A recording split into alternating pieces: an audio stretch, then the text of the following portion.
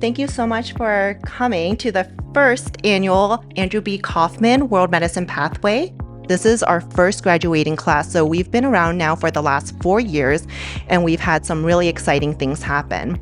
My thesis project looked at mental health and newly arrived refugees here in Cleveland. Even though we differentiate like global health and public health, that really those terms are very overlapping, and there's a lot of global health work that we can do locally in our communities. We looked at 1,914 refugees, both their scores on this mental health screening, and then for those who screened positive, we did chart review to see if they received a referral and to see if they made a behavioral health appointment.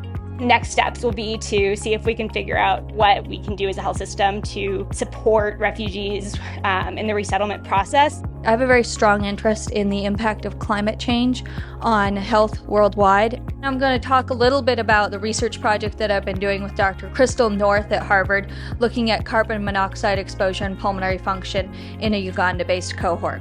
We know that indoor air pollution in particular and solid fuel burning significantly contributes to the global burden of disease, especially from COPD. Try to inexpensively assess air pollution exposure on an individual level.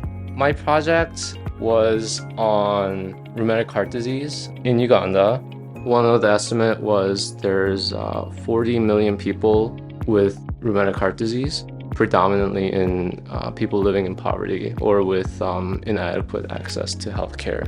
The factors to how much time people needed to get surgery, there's definitely disparities in obtaining surgery in female patients, who are not college educated, and those with larger family sizes.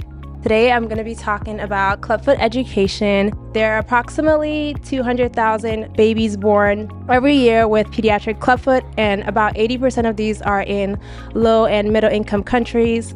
The purpose of the website is to increase access to clubfoot information, bridge the gaps in medical literacy, and promote access to healthcare services. Providing the website and the map that we're building to bigger nonprofit organizations so they could distribute the information, as well as working with local healthcare providers to provide them with the information that they could share with their patients. Studying sociology is what got me interested in medicine, studying health disparities and working with refugees.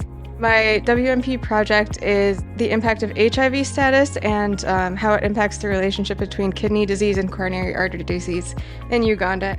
We already know that in higher income countries there's a relationship, but we don't know much about that relationship in lower middle income countries.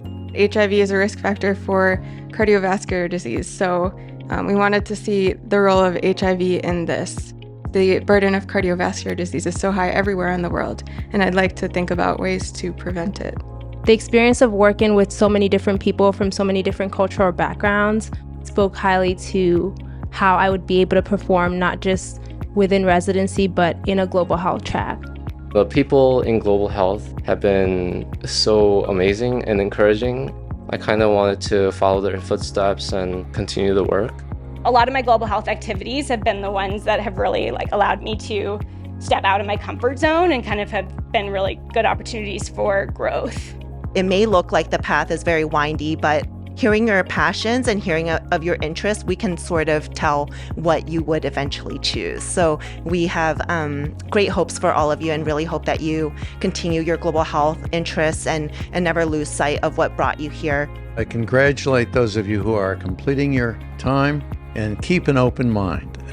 Follow your nose, do what interests you at all times, do what excites you at all times, and you will enjoy life and your career as much as I have. Thank you.